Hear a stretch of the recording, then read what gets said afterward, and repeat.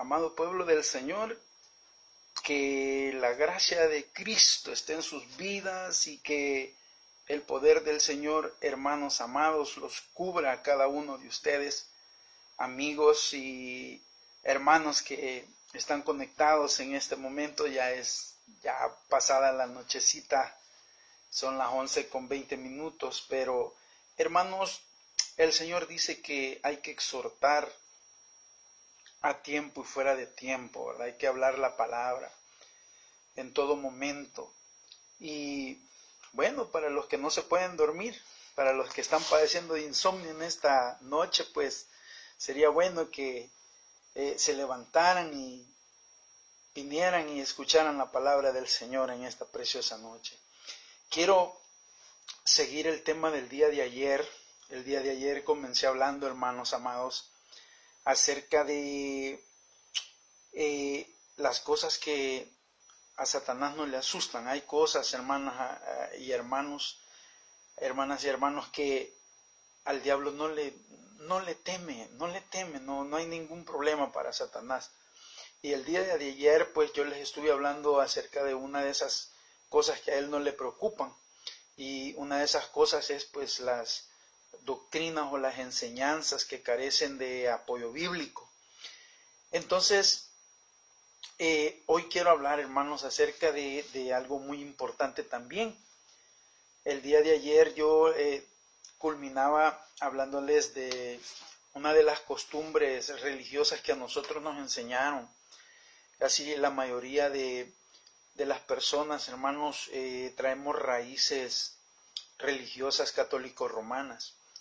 Todos, hermanos, la mayoría, pues crecimos, ¿verdad? Y fuimos enseñados o educados en esa religión, que es la religión católico-romana.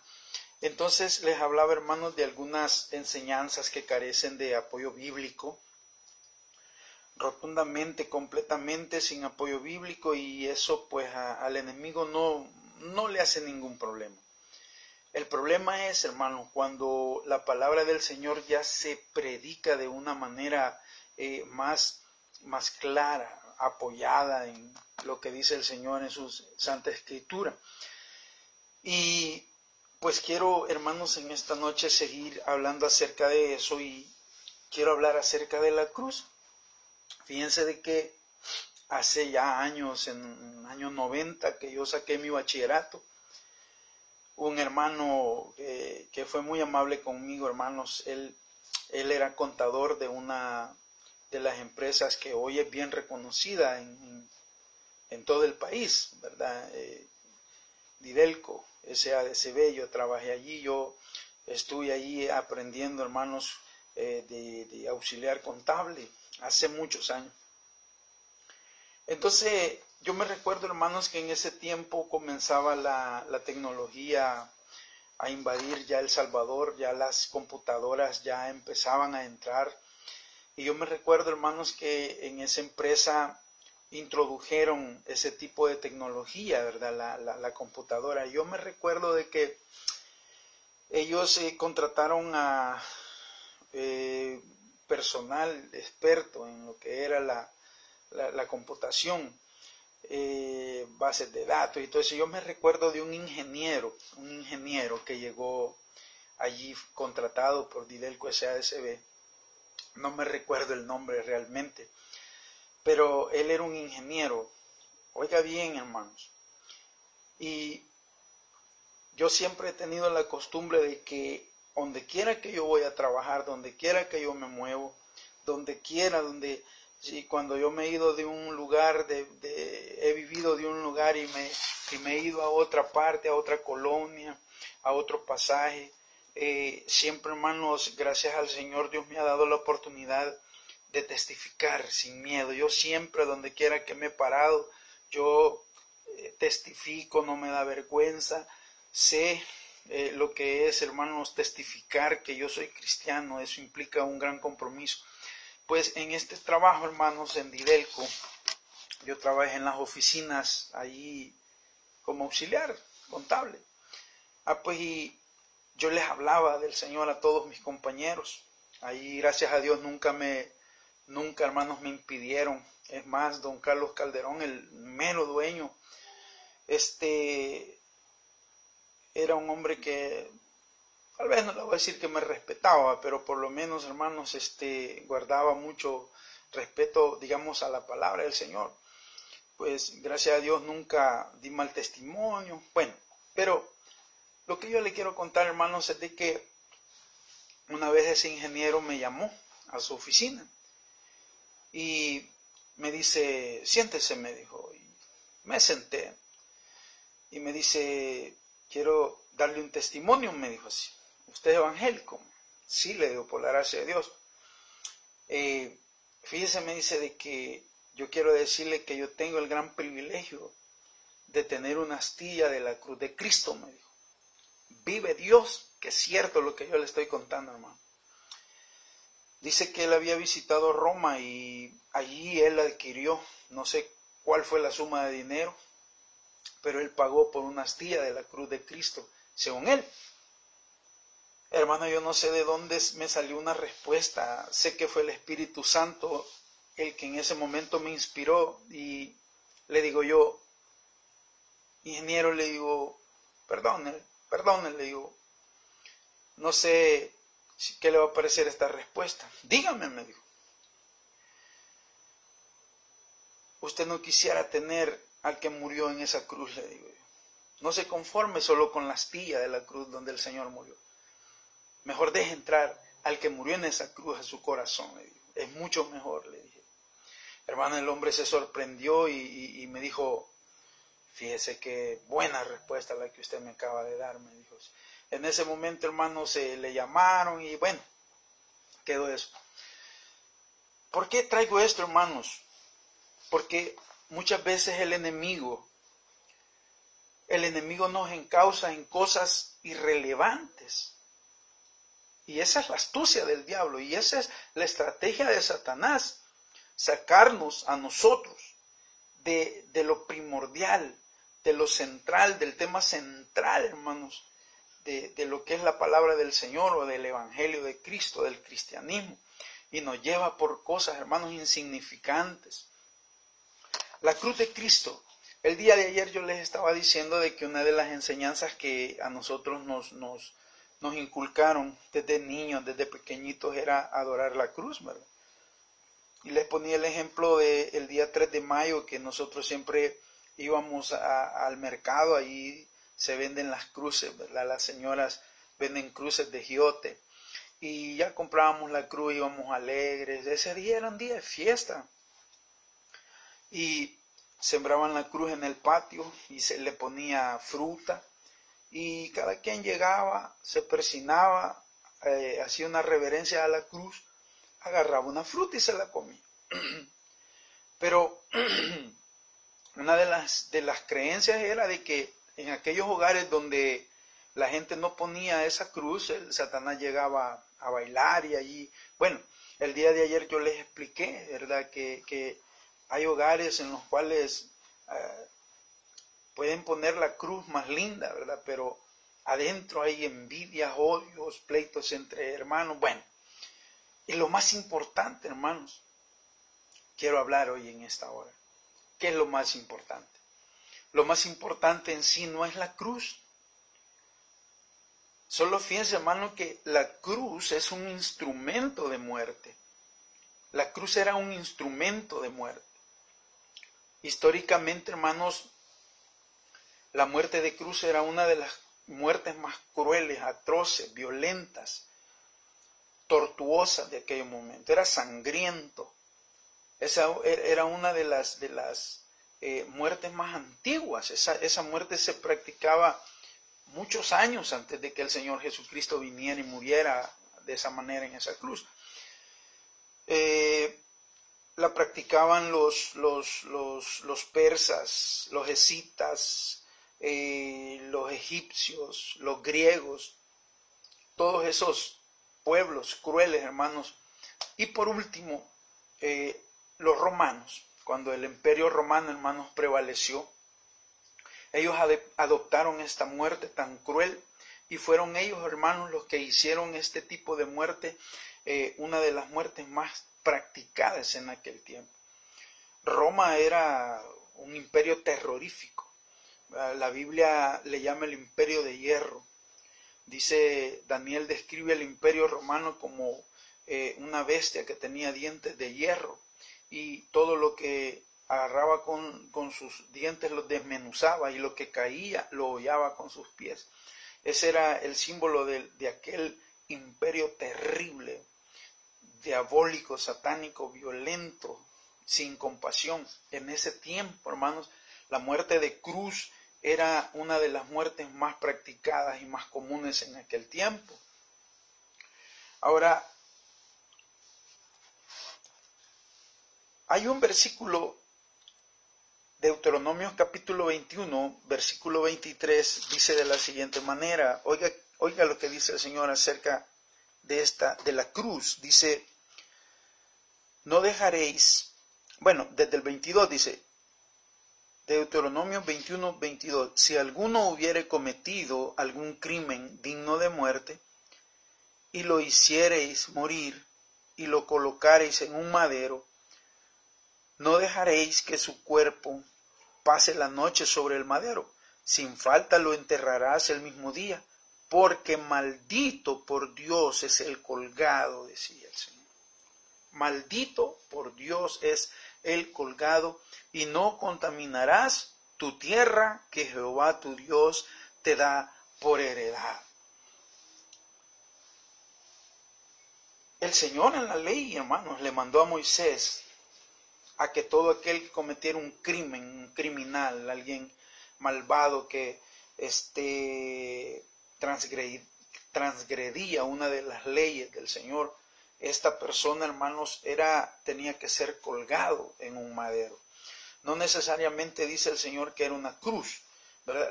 La cruz se adoptó más después, ¿verdad? Acuérdense que el hombre es para lo malo, hermanos, es inventor, le surgen de su cabeza tantas cosas para lo malo. Entonces, para ellos les pareció muy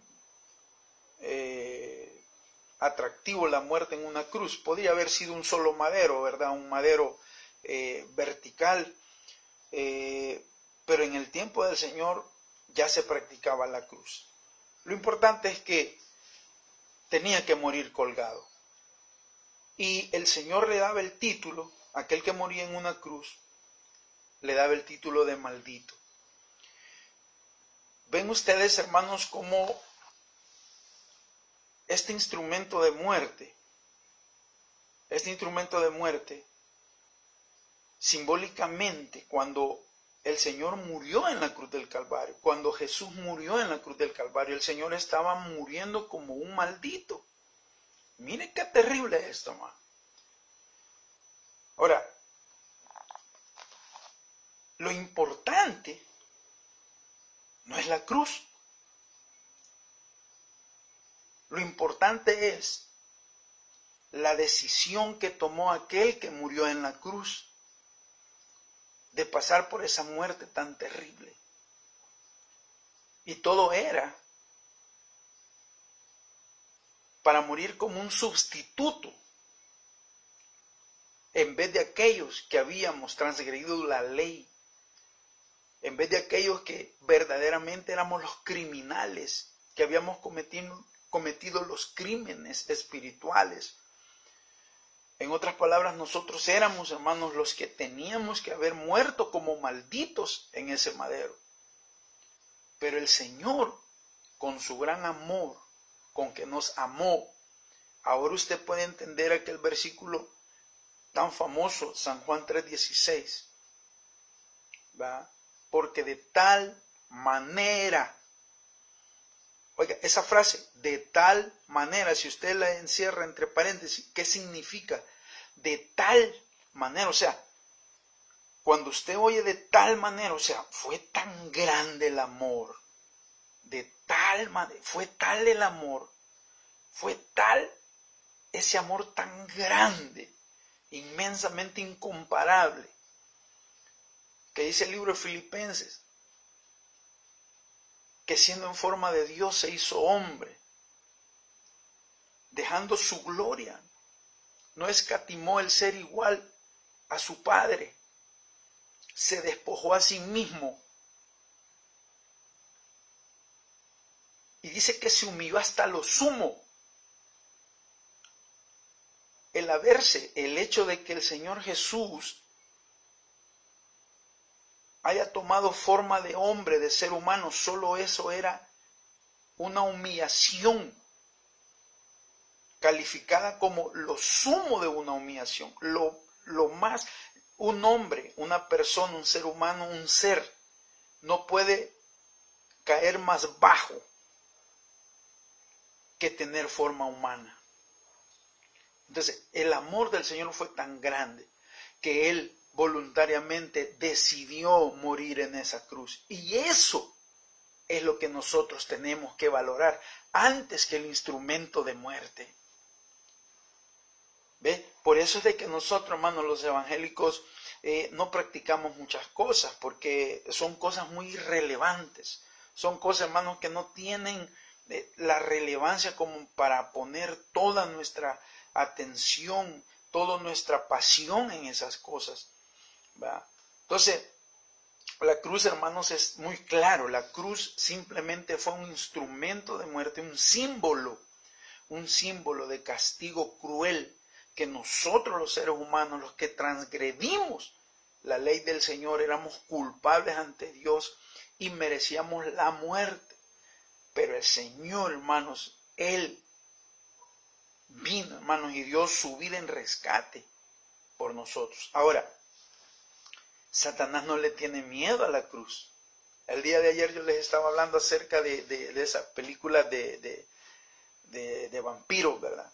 ¿Se acuerdan, hermanos, de que en la película una de las cosas que usaban en contra del vampiro era una cruz? Y cuando le ponían al vampiro la cruz, él se sentía mortificado, se sentía como torturado y se escondía, huía de la cruz. Ahora, pero hermano, en realidad el enemigo no le tiene miedo a eso. Aquella cruz de metal que las personas ocupan en su pecho, para él eso no significa nada. ¿Qué es lo más importante? ¿Qué es lo que lo desespera al diablo? ¿Qué es lo que Satanás sí no puede soportar, hermano? ¿Saben qué es eso, hermano? Lo que al diablo le molesta y le aflige es lo que el Señor Jesús con su muerte logró en esa cruz para nosotros. Y cuando nosotros entendemos, cuando nosotros empezamos a comprender lo que el Señor logró con su muerte en esa cruz vergonzosa, allí empieza la desesperación del enemigo.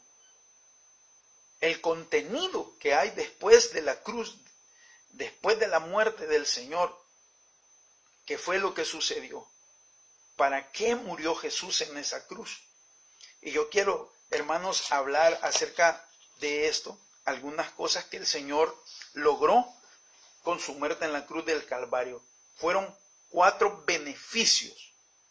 Fueron 4 beneficios para todo aquel que viene voluntariamente, rendido, humillado, aceptando el regalo que el Señor te da a ti y me da a mí, con la muerte que Él sufrió en la cruz del Calvario, que son todos estos beneficios, hermanos, que en este momento yo quiero compartir, por lo menos 4, son más, pero por lo menos hay 4 beneficios que el Señor logró en la cruz del Calvario. Y cuando usted empieza a entender y a comprender esto, hermano, ahí empieza a pasar algo bendito en nuestras vidas, hermano. Empiezan a haber cambios. Cambia nuestra forma de pensar. Cambia el amor hacia el Señor, se va haciendo más fuerte, más sólido. Y hay algo más que pasa, hermano. Dice que empezamos a ser libres Porque el Señor dice, y conoceréis la verdad, y la verdad los hará libres. Gloria a Dios. Así de que yo quiero compartir por lo menos estos 4. ¿Qué fue lo que surgió de la muerte de Jesús en la cruz del Calvario? En primer lugar, hubo un acto de sustitución. ¿Qué significa el acto de sustitución? Sustitución es poner a alguien, ¿verdad?, en vez de otra persona. Eso es sustituir, cambiar de posición. Fue lo que sucedió con el Señor, hermanos. Los pecadores éramos nosotros. Los transgresores éramos nosotros. Los que violamos la ley de Dios éramos nosotros. Los culpables éramos nosotros. Los dignos de muerte éramos nosotros. Nosotros no teníamos ninguna esperanza de estar otra vez delante del Padre, hermanos. Habíamos sido desterrados cuando el Señor le dijo a Adán y Eva, los echó del huerto. Dice Génesis 3:23 me parece. Los echó, los sacó del huerto. Y dice, hermanos, que puso una espada en la entrada del huerto puso una espada que se revolvía, dice, de fuego, para que nadie entrara. Nos sacó de la gloria del Señor. Allí es donde Pablo dice, hermano, en el libro de Romanos, por cuanto todos pecaron y están destituidos. Destituidos quiere decir echados fuera, quitados. Aquel nombramiento que teníamos como la corona de la creación fue quitada de nosotros. Y ahora éramos, hermanos, unos dignos de muerte, sentenciados a muerte eterna. Entonces viene el Señor y Él, como sustituto, dijo, yo voy a pagar todo lo que ellos deben.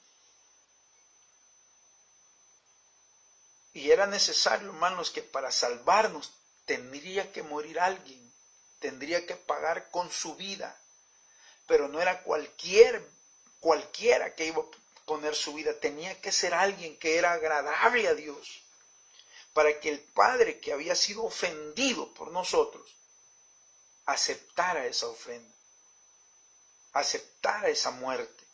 Y esa muerte, hermanos, tenía que ser agradable a los ojos del Señor. Entonces, hermano, allí es donde viene aquel simbolismo del corderito, ¿se recuerdan? Eso, eso comenzó, fíjense, hermano, el acto sustitutivo,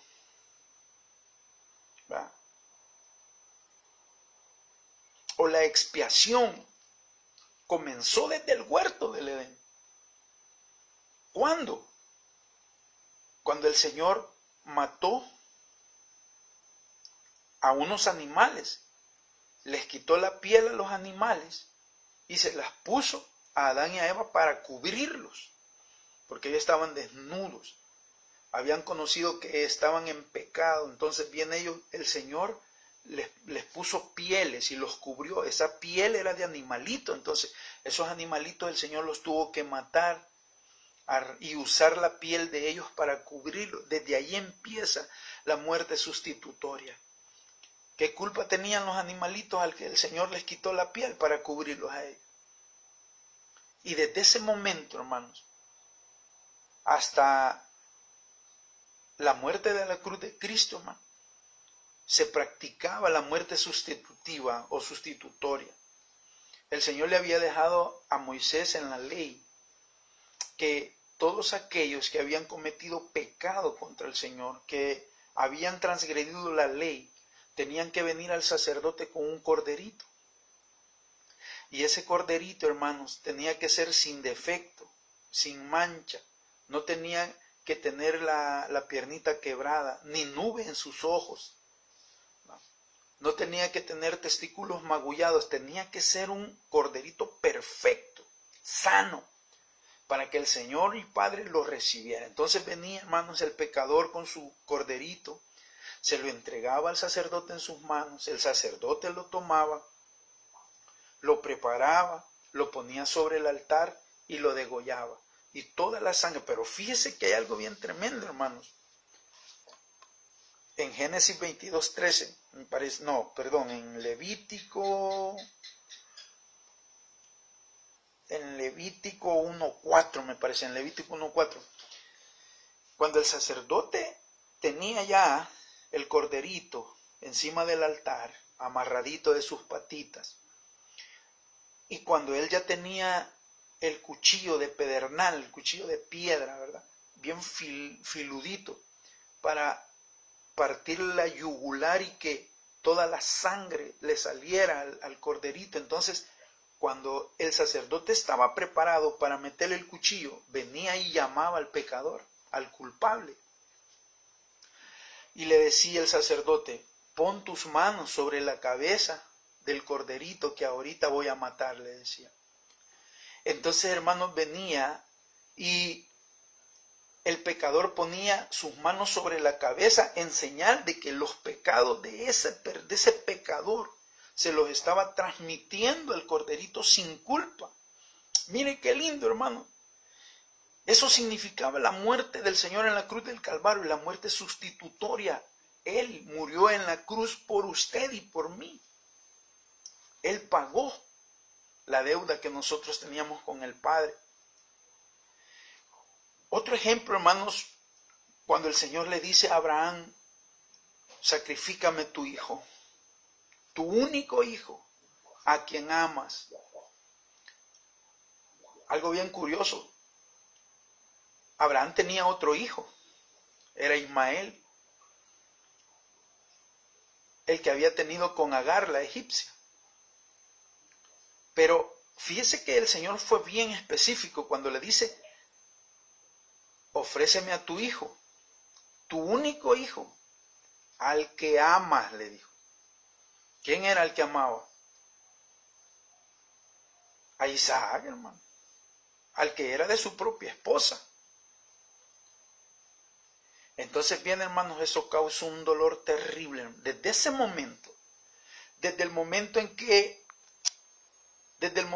hermano Jacob, Alexis, Dios me lo bendiga. Gracias, mi hermano, por estar conectado.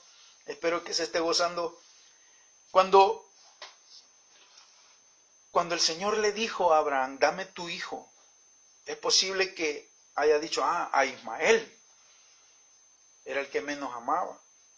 Pero el Señor no. Como él conocía los pensamientos de Abraham, a tu hijo único, al que amas.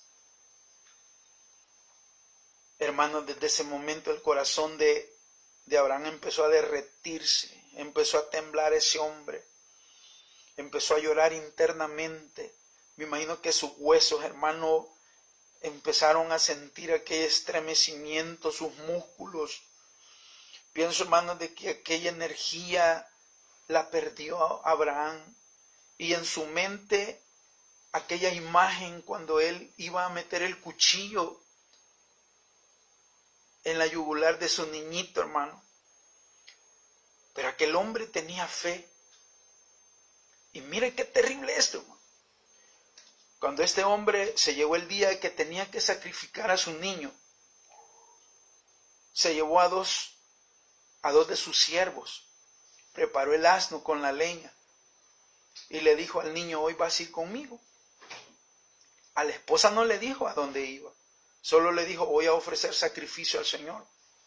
Pero no le dijo que el sacrificio era Isaac, porque si le hubiera dicho, hermano, esa mujer no hubiera dejado que ese niño fuera con él. Solo le dijo, voy a ofrecer sacrificio al Señor. Y se fueron. Y el niño iba con ellos. Cuando estaban en la cima de la montaña, del monte, hermanos, aquí vamos a preparar el sacrificio, le dijo. Hicieron el altar de piedra. El mismo niño le ayudó, hermanos, a recoger la leña, a recoger las piedras para hacer el altar. Y cuando ya casi estaba listo todo, le dice el niño, papi, ¿a dónde está la ofrenda? ¿a dónde está el cordero? Y Abraham le dice, me imagino, hermanos, que con la voz cortada, con su corazón temblando, le dijo, Dios se proveerá de sacrificio, hijo. Y le dijo a los siervos, quédense aquí, yo voy con mi hijo a ofrecer sacrificio. ¿Qué hubiera sucedido si los siervos se hubieran ido con Abraham? No lo hubieran dejado que matara al niño, hermano. No sé qué hubiera pasado. Se fue Abraham solo con su niñito, lo ató, lo amarró de pies y manos, lo acostó en el altar y le dijo, tú eres el sacrificio, hijo. Y qué tremendo ese niño, hermanos. Un niño de 8 años, 9 años, ya sabe que es morirse. Pero él no le dijo nada. Está bien, papá, dejó que lo amarrara, dejó que lo acostara en el altar de piedra. Y mira esto bien terrible, hermanos amados. Este hombre de Dios, Abraham, por eso el Señor le llama mi amigo, le dice. Dice, hermanos, de que cuando ya el niño estaba amarradito, sacó su cuchillo de pedernal, hermanos, y lo levantó. Ese hombre mató a su niño, lo mató. Intencionalmente lo mató. Si es que él ya estaba decidido a enterrarle el cuchillo, iba. En su mente, en su corazón, lo mató. Porque él sabía que a Dios había que obedecerle. Pero cuando ese hombre, hermanos, Dios sabía que el impulso para enterrar el cuchillo estaba allá. Vino una voz del cielo y el ángel de Jehová le dice, no le hagas daño al niño. Aleluya. Estas cosas son a las que el diablo le teme. La cruz era como el altar de piedra, algo insignificante. Lo más importante es la intención que llevaba a Abraham de obedecerle a Dios. Y su niño, que fue obediente a su padre. Y dice, hermanos, de que no le haga daño al niño, le dice. He aquí, en esa zarza está un cordero. Y dice la Biblia, hermanos, dice la palabra del Señor en el libro de Génesis, en los primeros capítulos, de que estaba un corderito enredado en una zarza, sus cuernos se le habían enredado en una zarza. Y le dijo, mátalo, él es el que va a morir en vez de tu niño. Oh, qué bueno. ¿Cómo no amar a Dios? ¿Cómo no tener pasión por Él, por su amor, por su misericordia, hermano? A mí me vale que me digan que soy fanático. Sí, soy fanático. Con tantas cosas que ha hecho el Señor por mí, es lo menos que puedo ser fanático. Para mí eso no es ofensa. Para mí eso es un orgullo. Para mí eso es un halago. Ser fanático de Dios por su amor, por su misericordia. Si somos fanáticos del fútbol, que no nos da nada, hermano. Hay quienes que son fanáticos de tantas cosas sin sentido. ¿Por qué no ser fanático para el Señor? Hermanos, el corazón de Abraham volvió a su puesto, desamarró a su niño, tomó el corderito,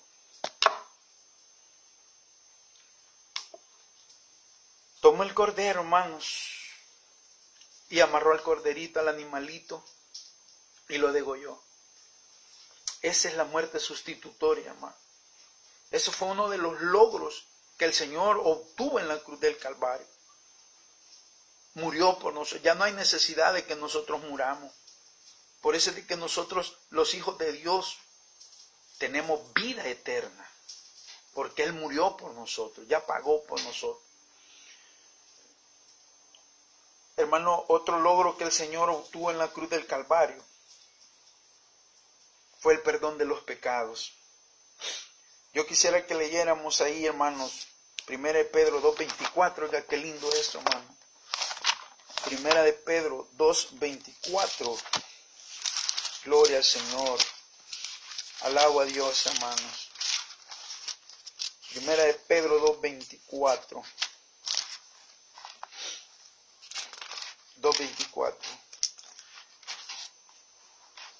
Dice la palabra del Señor, quien llevó él mismo nuestros pecados en su cuerpo sobre el madero, para que nosotros, estando muertos en los pecados, vivamos a la justicia, y por cuya herida fuimos nosotros curados. Amén. Nuestros pecados en su cuerpo, el Señor, oiga, ¿se recuerdan lo que les dije? Cuando el sacerdote iba a hundir el cuchillo en la yugular del corderito, le decía el sacerdote, ven al pecador, acércate, pon tus manos sobre la cabeza. Estaba remitiendo, estaba pasando su culpa, sus pecados al animalito inocente. Eso fue lo que sucedió con el Señor. Dice que el Señor remitió nuestros pecados en el cuerpo de Jesús. Allí, hermanos, Él pagó nuestros pecados. Y qué lindo, hermanos, qué lindo. Mire, yo no sé si usted alguna vez ha experimentado la paz que hay cuando usted debe algo, cuando usted ha pecado contra alguien y anda aquella carga, anda aquella culpabilidad. Pero viene, hermano, y usted se reconcilia con el Señor y aquella persona a la que usted agravió, viene, lo abraza y le dice, ya no te mortifiques. Entre familias muchas veces pasa. Hay hijos que han sido crueles con sus padres. Y ese peso, hermano, ese peso de haber sido crueles con nuestros padres es un peso terrible, fuerte, pesado, que no nos deja caminar, no nos deja gozarnos, no nos deja vivir felices. Mire, por eso es de que usted se va a dar cuenta de muchas personas en sus trabajos, en su vecindario, gente, hermanos, que andan con amargura. Hay muchas personas que andan con amargura, a saber qué problemas vienen arrastrando, hermanos, desde niños, desde pequeños, raíces de amargura, ¿verdad? Odio, rencores. Entonces viene y usted lo ve, que tal vez está algún compañero de trabajo, no sé, en su vecindario, alguien que anda cargando allí con algo terrible y viene y solo anda enojado y así no hay paz. Pero qué lindo, hermanos, cuando viene el Señor y, perdón,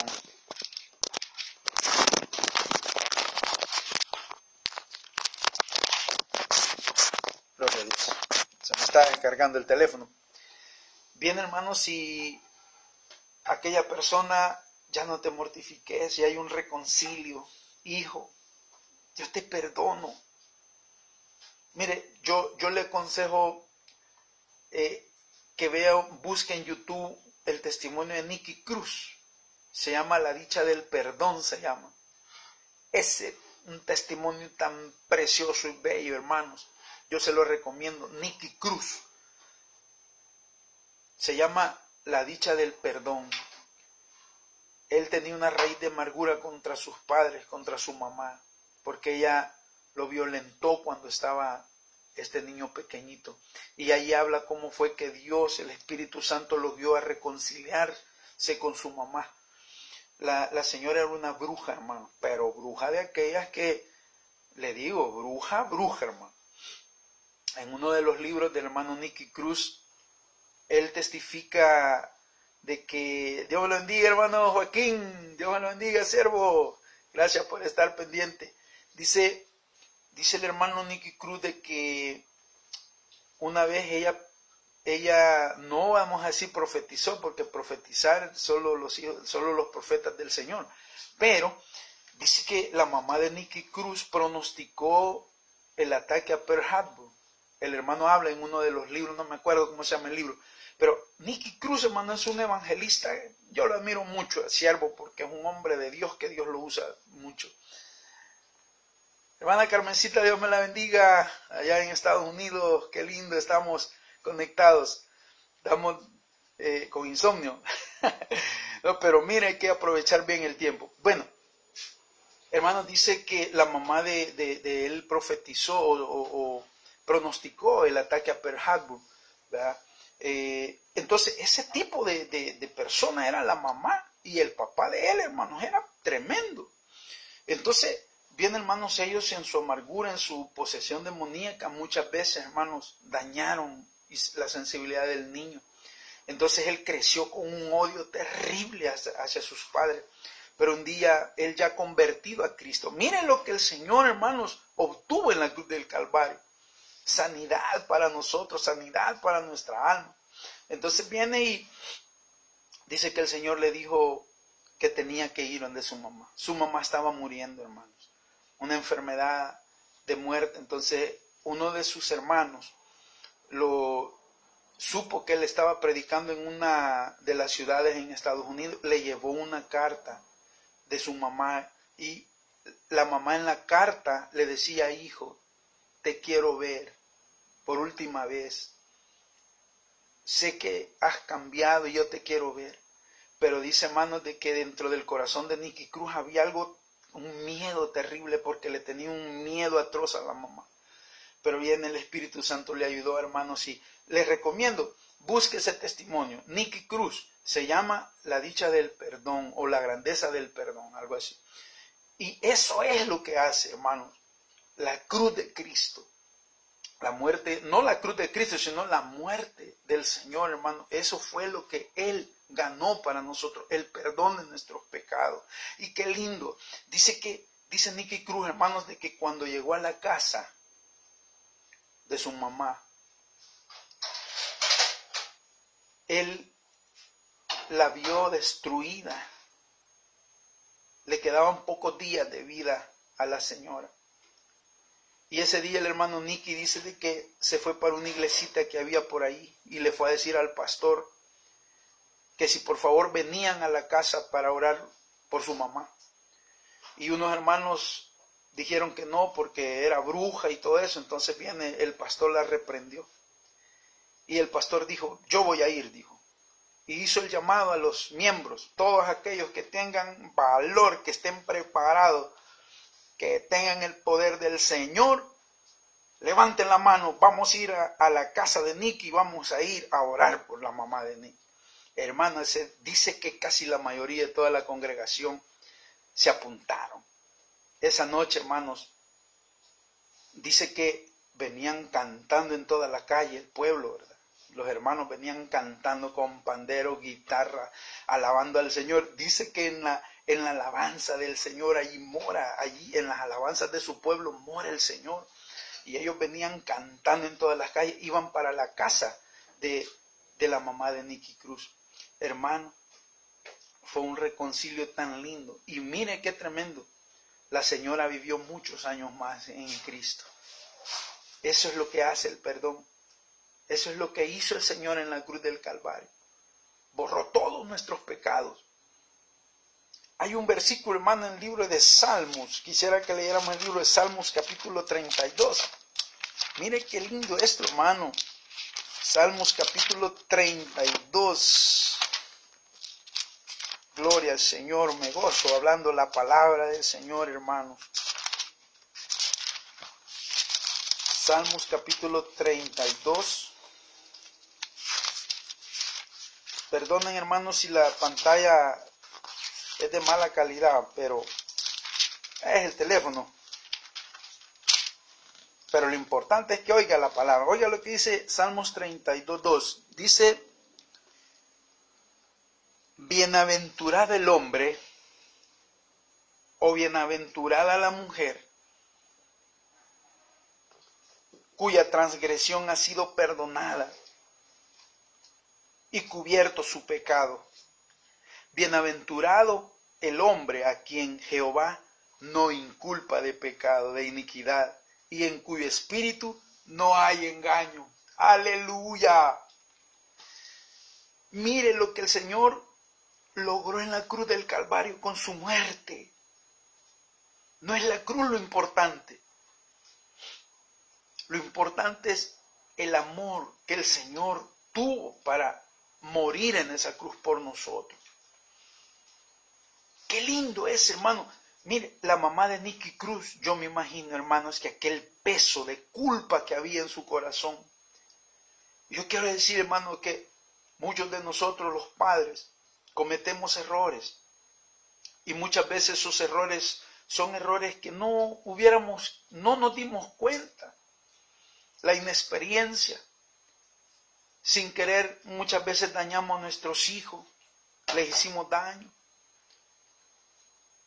Y hay muchos hijos que tienen rencores, raíz de amargura contra sus padres. Y desde chiquitos no han podido sacar esa raíz de amargura y ahí andan amargados. Y hay una carga terrible, hermano. Pero qué lindo, hermanos, cuando nosotros venimos y valientemente le pedimos perdón a nuestros padres. O aquellos padres, hermanos, que vienen y le dicen a su hijo, hijo, yo reconozco que cometí grandes errores contigo. Esto y esto y esto, y viene aquel hijo y le tapa la boca. No, mamita, dejemos eso en el pasado. Hay una frase que dice, borrón y cuenta nueva. Eso es lo que pasa en el Señor, hermano, cuando venimos a los pies de Cristo. Eso fue uno de los logros que el Señor alcanzó en la cruz con su muerte. Nos perdonó. Mire, dice, bienaventurado aquel hombre a quien Dios ya no inculpa de pecado. Ah, qué lindo. Mire, me voy a meter en problemas. Ahorita en El Salvador está pasando algo que yo nunca me imaginé verlo.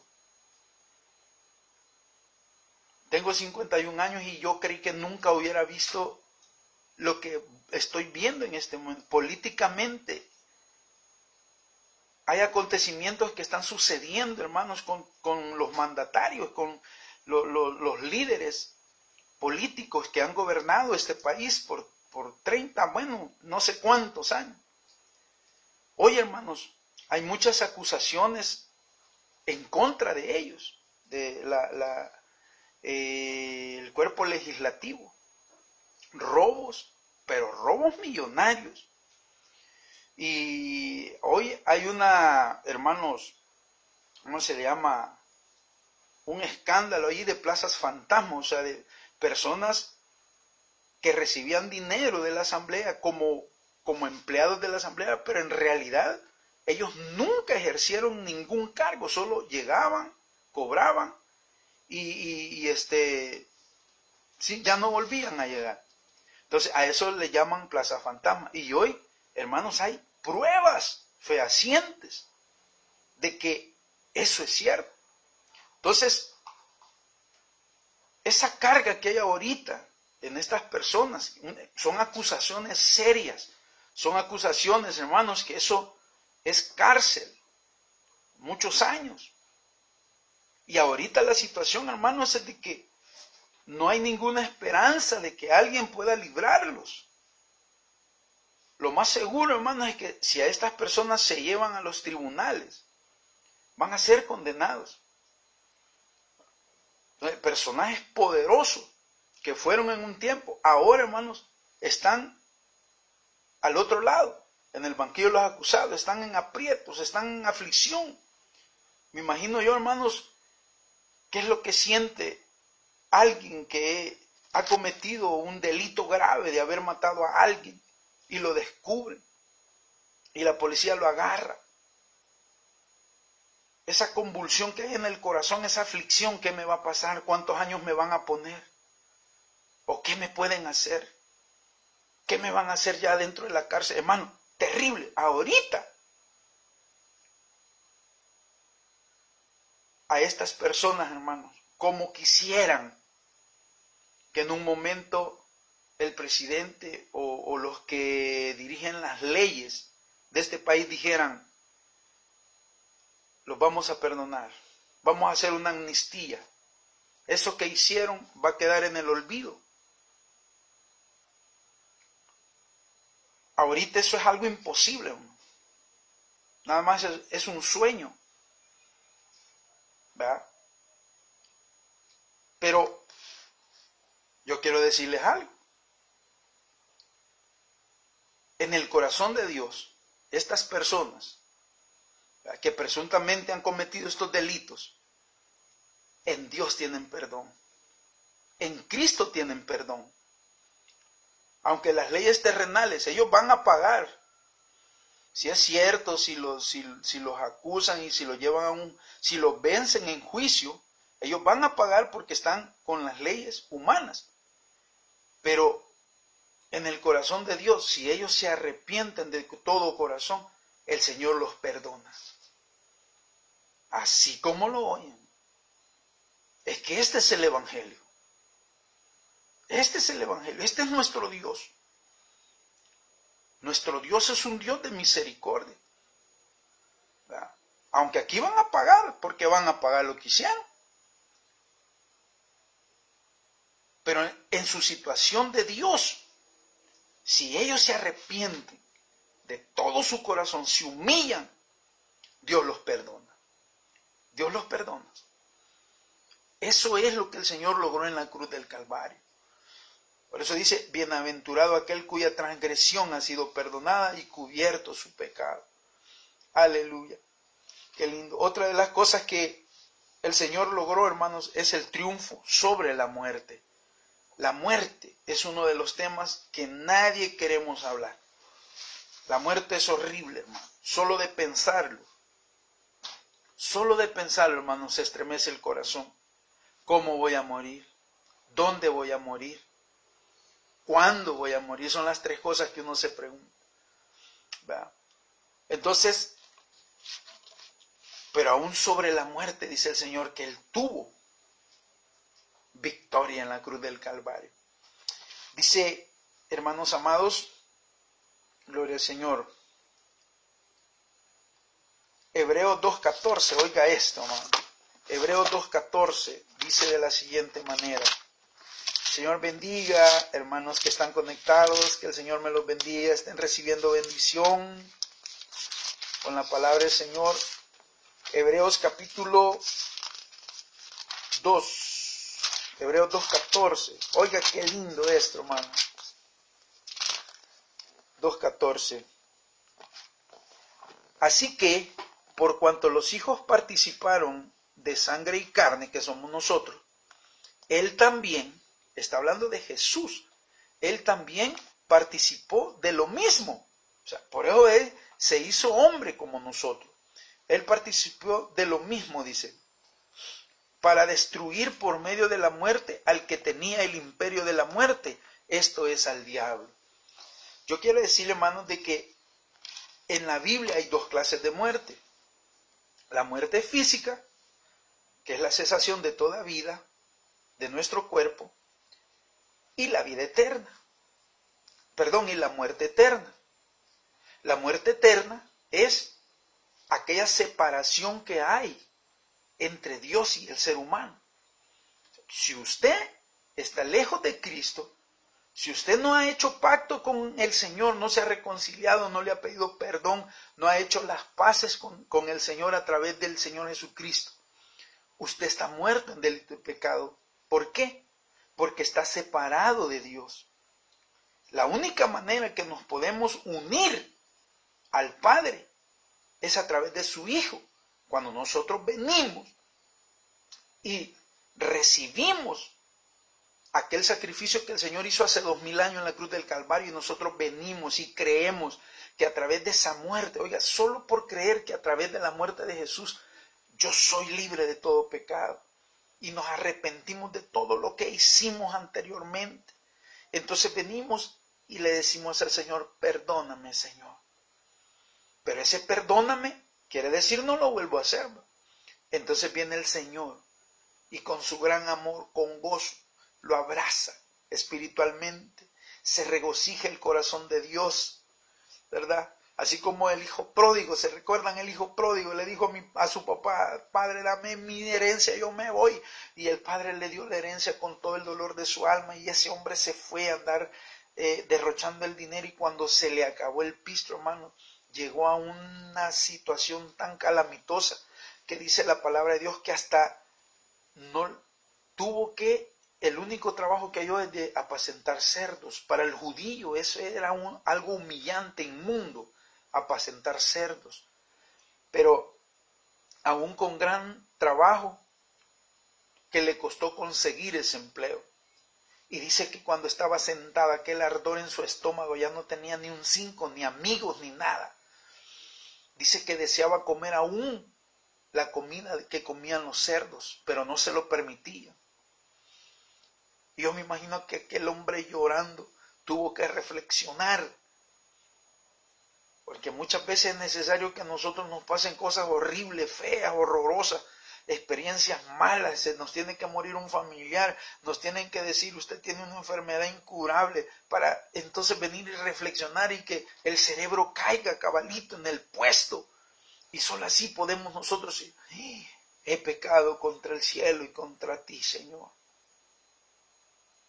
En la casa de mi padre hay abundancia de pan. Aún el siervo más inútil vive mejor que yo aquí. Pero ya sé lo que voy a hacer, dijo. Me levantaré e iré a mi padre. El hijo pródigo sabía que su papá era un hombre amoroso, era un hombre tierno. Y él decía, yo sé que mi papá me va a volver a recibir. Eso sí, como lo he ofendido, voy a llegar humillado y le voy a decir, Padre, he pecado contra el cielo y contra ti. Y él empezó a ensayar aquel diálogo. Y él decía, cuando llegue le voy a decir, Padre, he pecado contra el cielo y contra ti. Ya no soy digno que me llames tu hijo, pero yo te pido que me recibas otra vez como uno de tus siervos. Y en todo el camino y me levantaré. Y se levantó y empezó a caminar para donde su padre, hermano.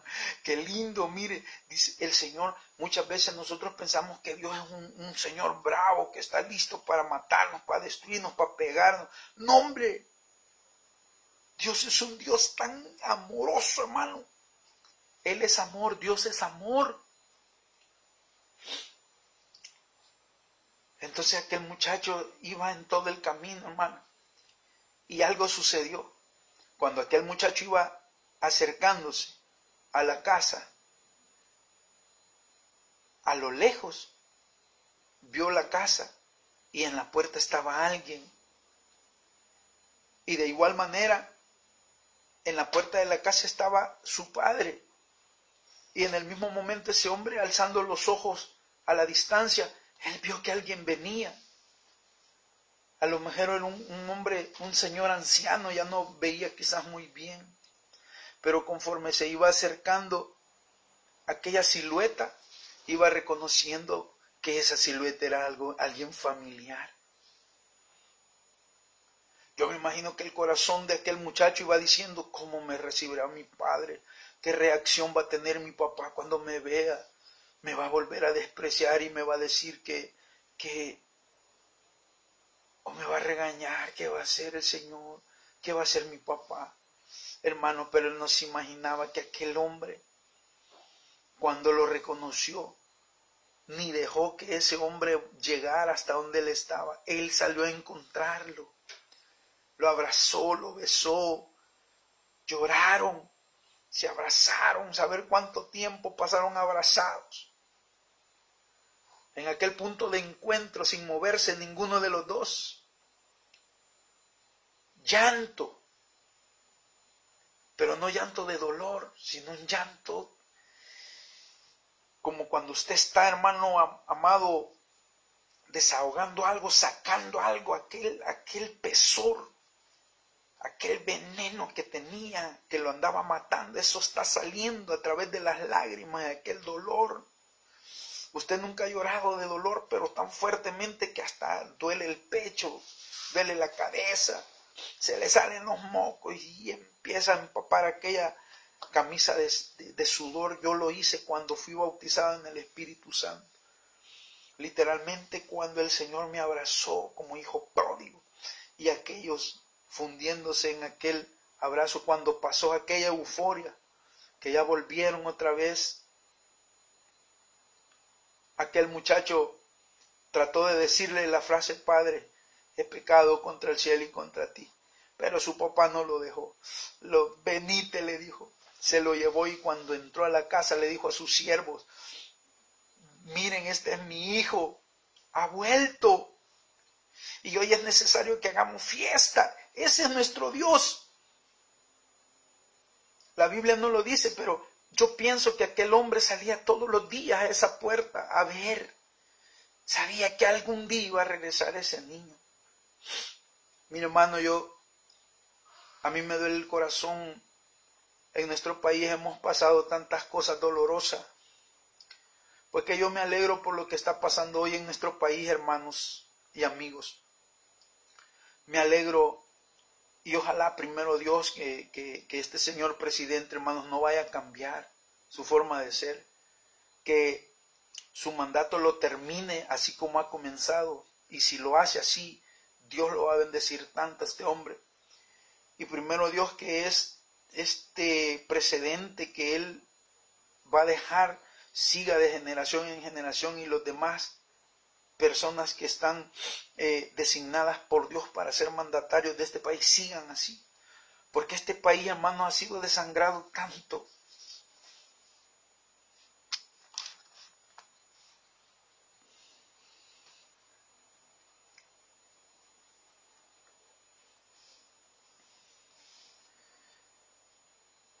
Hermano, este país pasó tantos años llevándose los primeros lugares como uno de los países más violentos, desapariciones. Y yo tengo experiencias de amigos que sus hijos fueron desaparecidos. Y me imagino, hermanos, o no me imagino cómo será de doloroso perder un hijo. Saber de que nunca lo va a volver a ver. Eso es lo que hemos estado pasando. Y este ejemplo, hermanos, que el Señor ha puesto en esa parábola,